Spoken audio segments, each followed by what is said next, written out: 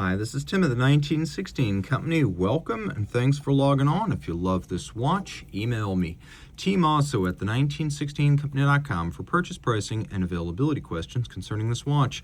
This watch is a 2001 series launched in homage to an original made in 1969. You are looking at the Zenith Chronomaster Revival A385 featuring the distinctive A385 form factor. It's also specifically an homage to a gradient dial variant of the 385 made back in 1969.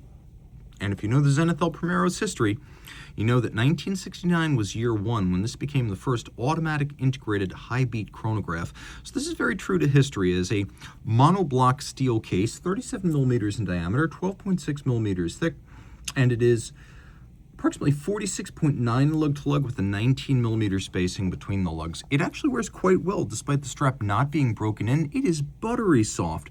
Like something I would expect from Grand Seiko. It feels like it doesn't need to be broken in. So super supple and luxurious right out of the factory. No need to break in this strap. It's immediately pliant, flexible, and comfy.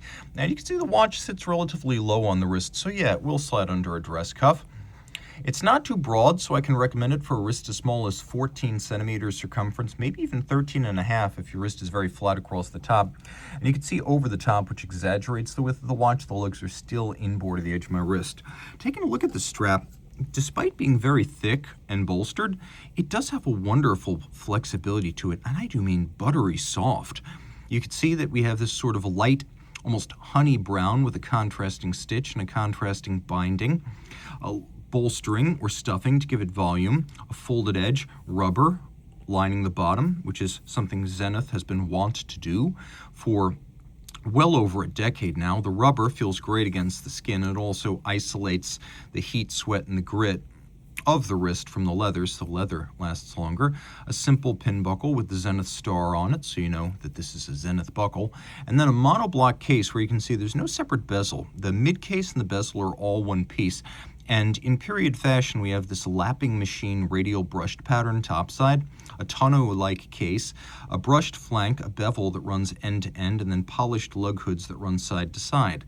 We have pump-style pushers and a crown with the Zenith star on it. We also have a dramatically cambered glass box style sapphire that's designed to look like a vintage plexi. Now the dial is a gradient, so light at the center, dark at the edge, but what you'll also notice, unlike a lot of specifically A384 patterned Zenith revivals, this doesn't have overlapping registers. And the overlapping register, although strong design language and identity, often impedes comprehension as the scales are somewhat cropped on other El Primero models. Well, that is not the case here. You can easily read these scales.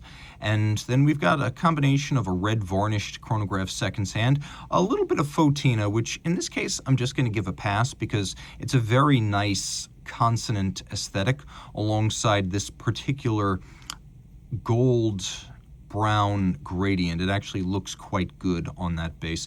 Tachymetric scale on the dial, so you can start the chronograph when a race car passes the beginning of a kilometer, and that's the typical application to time something over a kilometer and determine speed. So if you start it when the race car begins the kilometer, and then you stop it when the race car passes the other end, you just read the speed right off the tach, so 300 kilometers per hour.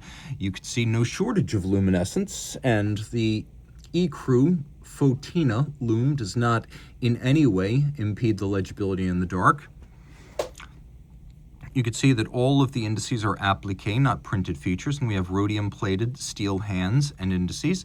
In the intermediate position, you set the time. That's the intermediate crown position.